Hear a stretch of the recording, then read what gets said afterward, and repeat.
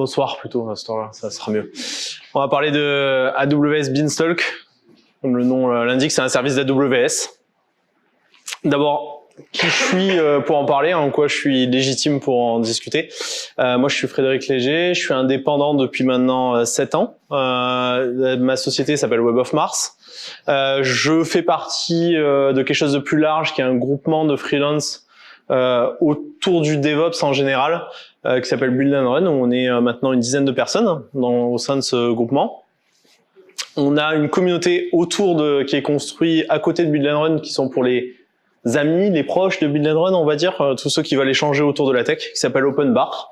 Je reviendrai à la fin, il y a un lien pour rejoindre le Slack, puisque c'est un Slack principalement Open Bar, et des apéros aussi, un peu comme dans l'idée de Pastis Tech. Je suis speaker assez régulièrement sur certains événements, beaucoup sur le groupe DevOps Aix Marseille, qui est animé par Build and Run en partie, et sur Pastis Tech ou DevOps d'idées, des choses comme ça. Alors, qu'est-ce que c'est AWS Beanstalk? Maintenant que je finis l'intro sur moi-même. AWS Beanstalk, c'est un PaaS. Alors, pour ceux qui n'ont jamais entendu ces noms-là, un PaaS, c'est un Platform as a Service. Différence du IaaS, vous avez de l'infrastructure as a Service, c'est-à-dire que les responsabilités sont découpées. Votre fournisseur vous fournit l'infrastructure et vous occupez des applications, et des services et des applications. Ça, c'est l'infrastructure as a Service, IaaS. Le SaaS, je pense que tout le monde connaît. Le SaaS, c'est vous avez le logiciel et vous occupez de rien du tout. Vous payez que le logiciel et vous l'utilisez en l'état. Le PaaS, c'est un peu celui qui est au milieu. C'est-à-dire, c'est une plateforme. On vous fournit une plateforme. L'hébergeur, le fournisseur en l'occurrence, parce que AWS est plus un fournisseur qu'un hébergeur. Le fournisseur vous fournit une plateforme et vous déployez juste votre code. Est-ce qu'il y en a qui ont d'autres exemples de PaaS en tête? C'est le meilleur, m'étonne pas. C'est le plus cher aussi. Ouais, pour ceux qui n'ont pas entendu ce qu'a dit Emilien, du coup, c'était Heroku. Heroku est un des autres PaaS les plus connus. Il n'y en a pas tellement d'autres en fait. Hein. À part Beanstalk et Heroku, je sais pas si Emilien, tu as des exemples ou d'autres, Jonathan? Azure, il y en a un qui est aussi dans Ruby. Ouais. Wow. Ils sont pas super connus, quoi. Les deux plus connus, c'est quand même Beanstalk et Heroku, quoi.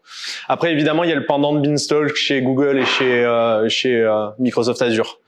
Mais ils sont moins connus que Beanstalk, parce que Beanstalk, on va le voir, est vieux. Pourquoi Beanstalk? Ça vient de ce truc-là que vous connaissez tous, je pense. C'est Jack et le haricot magique. Beanstalk, en anglais, c'est la tige de haricot.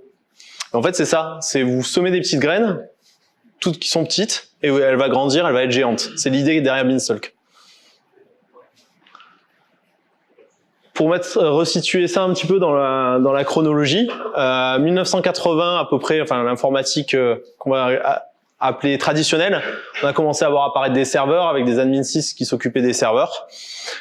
2012, début de l'automatisation dans la partie infrastructure. On voit apparaître des produits comme Puppet, Ansible, Chef, des choses comme ça, qui vont transformer ce qui jusque-là étaient des procédures sur comment vous devez installer le serveur pour héberger l'application que vous vendez, grosso modo, en code.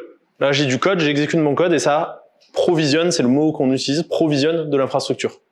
Ça va la mettre tout bien, tout comme vous l'attendez et de manière répétable, et vous pouvez déployer 300 fois la même stack, vous aurez toujours le même résultat et vous pourrez mettre 300 fois l'application. Donc ça, c'est dans les années 2012 à peu près. AWS Beanstalk date de 2013, donc pas très loin après l'apparition de l'automatisation, et Docker aussi en même temps. 2015, 2019 jusqu'à maintenant, on est plutôt dans l'ère de l'orchestration des conteneurs après Docker. Voilà, où il y a moins, on utilise moins ce genre de choses-là, on utilise plutôt des plateformes nues sur lesquelles on va faire tourner des environnements qui sont 100% maîtrisés puisqu'ils sont conteneurisés.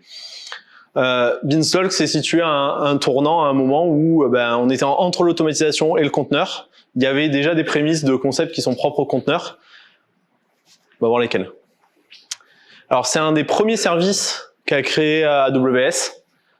Ça permet donc de déployer des applications sans gérer du tout la partie infra. Mais quand je dis du tout, c'est vraiment du tout.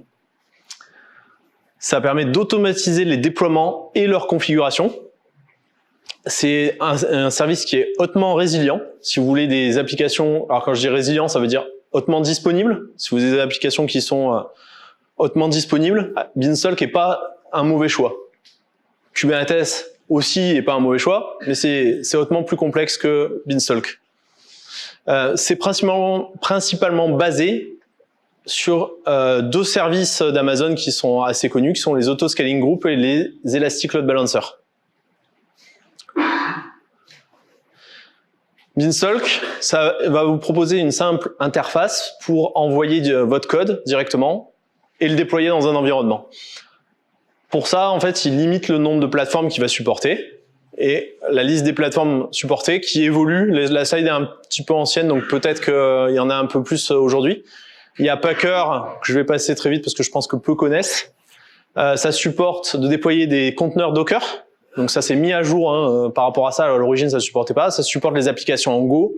Ça permet de déployer des applications en Java basées sur du Tomcat, des applications Java SE, des applications .NET, du Node.js, du PHP, du Python, du Ruby et de l'Elixir du coup, c'est ça j'ai perdu.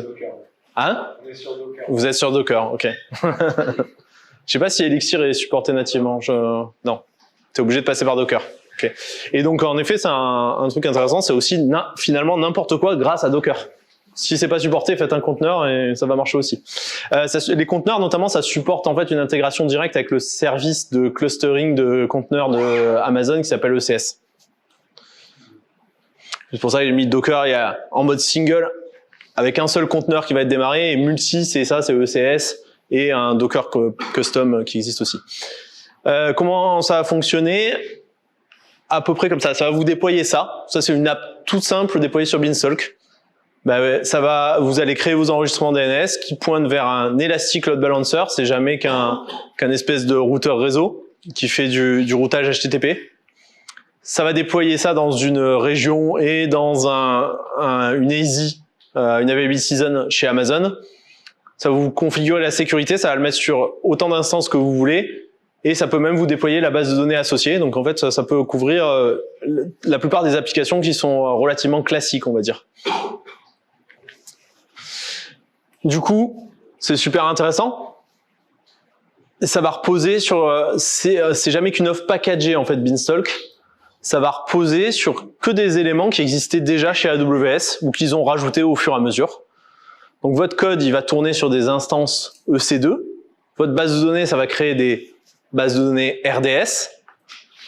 Si vous avez besoin de cache, vous pouvez y intégrer du Elastic Cache. La répartition de charge se fera avec les load balancers, qui soient Elastic Load Balancer, donc ça c'est HTTP, le ALB c'est les applications load balancer et le NLB les network load balancer, où là on est plus dans un mode switch réseau, pas plus que ça. Pour l'optimisation des coûts et des ressources, ça va utiliser les Autoscaling Group d'Amazon. Pour vous déployez tout ça de manière transparente sans que vous ayez rien à toucher, que ce soit complètement automatique. Ça utilise en fait CloudFormation derrière. Ça c'est des choses que les gens ne savent pas quand ils utilisent Beanstalk, mais derrière en fait ça crée un manifeste CloudFormation que ça déploie. Pour le réseau, ça va utiliser les VPC d'Amazon assez classiquement. Si vous avez besoin d'un CDN, vous pouvez intégrer facilement CloudFront. Si c'est une API que vous avez déployée, vous pouvez mettre API Gateway devant. Vos logs et métriques sont envoyés vers CloudWatch. Vos assets ou vos objets, ou si vous avez besoin de faire vraiment de la data, c'est stocké sur S3 comme tous les services chez Amazon. Et en gros, on peut y intégrer quasiment tous les services d'Amazon. Il y en a pas qui sont pas compatibles d'une façon ou d'une autre avec Beanstalk. En bonus, ça permet de déployer aussi des applications aussi bien publiques, c'est-à-dire sur Internet, que des applications qui sont privées, c'est-à-dire qui sont pas accessibles sur Internet. Et accessibles par exemple par une entreprise via un VPN site à site ou ce genre de choses. Et ça permet de faire des architectures hybrides, c'est-à-dire la partie web en public et la partie back-end, par exemple, en privé. Comment ça marche pour faire tout ça? En gros, il y a créé 2 répertoires dans votre code. C'est aussi simple que ça. Le premier, qui s'appelle EB Extension, va vous permettre de personnaliser un petit peu plus l'environnement que vous déployez. Et le deuxième qui s'appelle .elastic beanstalk, ben, c'est toute la config de vos environnements. Et vous voyez, ça tient en pas à grand chose. Là, pour cet exemple, j'avais déployé une application en mode staging et j'avais un fichier de conf pour le staging, un fichier de conf global pour beanstalk et là de la personnalisation. Et on voit que c'est des trucs propres à la stack que je déployais, c'est-à-dire du Symfony, un framework Symfony. Quels sont les prérequis pour utiliser beanstalk? Ben, avoir un compte AWS et avoir récupéré un accès par programmation, c'est-à-dire avoir une access et une secret key. Du code à déployer, avoir installé le client AWS Beanstalk en local sur votre machine. C'est aussi simple qu'un pip install AWS EB-CLI. Vous initialisez le projet en faisant un EB init. Vous créez un nouvel environnement. Vous pouvez en avoir plusieurs d'environnements. Et ce qui est intéressant, c'est qu'on peut les swapper à chaud. On peut dire, ben, mon staging devient ma prod et ma prod, je la supprime. Pour faire du passage en prod. Ça s'appelle de l'environnement promotion, ça. Ensuite, une fois que vous avez créé l'environnement, vous faites quelques réglages souvent dans la console AWS ou via les fichiers que je vous ai montrés juste avant. Vous sauvegardez la config histoire d'en avoir une trace quelque part avec une simple commande, bconfig get c'est le nom de la config. Puis vous pouvez commencer à renseigner des fichiers dans EB extension pour étendre les fonctionnalités de votre stack déployé. Et puis, in fine, vous pouvez déployer votre code. Et quand vous avez fini ça, ben, vous pouvez juste recommencer, ajouter de nouvelles fonctionnalités dans votre application, dans votre code, les redéployer, promouvoir l'environnement de staging en production et vous recommencez. Et vous avez comme ça un cercle vertueux qui vous permet d'améliorer votre application sans coupure et sans déploiement, que le déploiement est complètement automatique.